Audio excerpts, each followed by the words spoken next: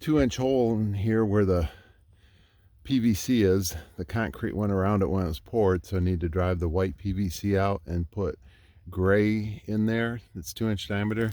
We need to drive this out, so you just find something that's not bigger than it, but just a little smaller, so as you're driving it through, this doesn't catch on the concrete as it's going through. So we'll put that right in there and then use this to drive it out.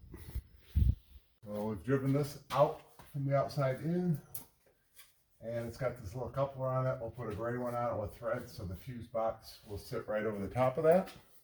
And then we'll take the pipe here. It's gray. That's for electrical conduit.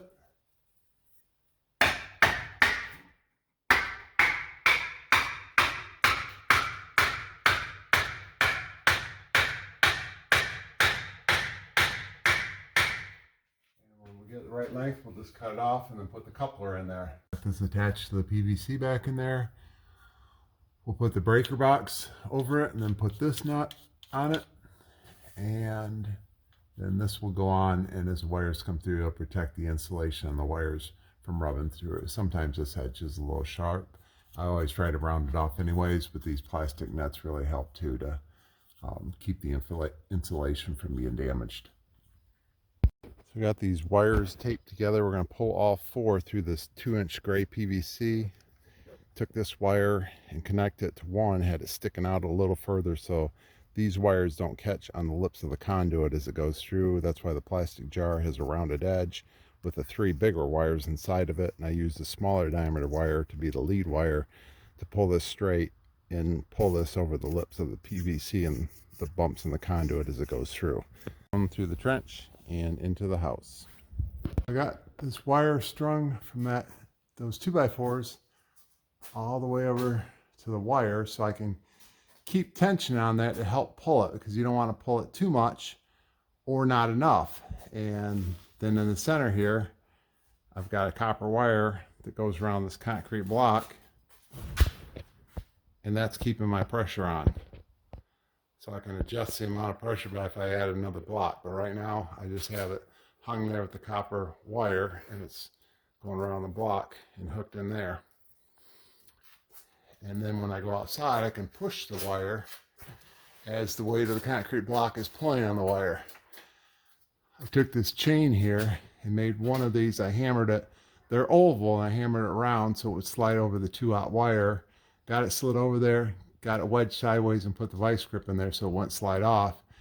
And then all these, they're taped together, so I'm pulling on this. I literally am pulling on all the wires, and it helped pull it through just by using the weight of the concrete block and me pushing on the outside.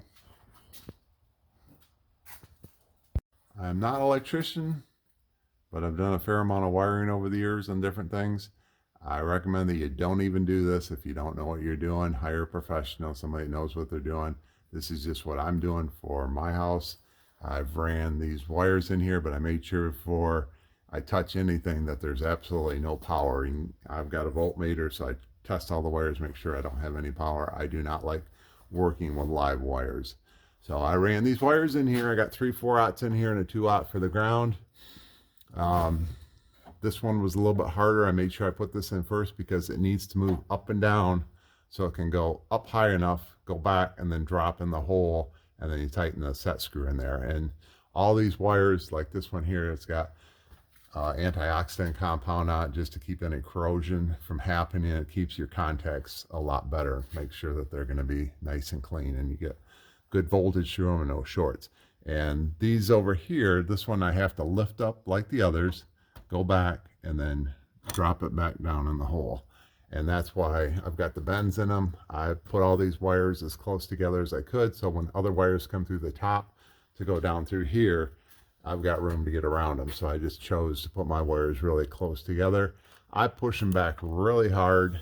I push these back, and then they're still spring loaded and want to come forward. I just want to make sure I didn't have a lot of tension on any of these breakers or bars in here.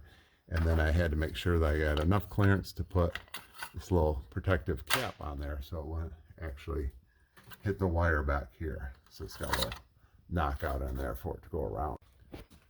So I don't know if you're supposed to, but taking these little deals and pulling them out, and that's easier to put the wires in because there's not a lot of room in between here to play with these wires. So I'm thinking maybe I'll be able to keep them a lot straighter by connecting them this way, and that may be the way you're supposed to do it. I don't know, but I'm doing it that way. And I'll just slip this on here and then screw it in and then just push them all into place. Take these three and stick them in the slots.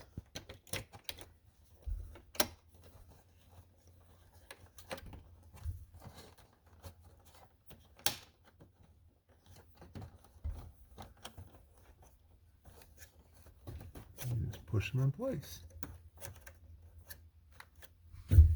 That's a lot easier.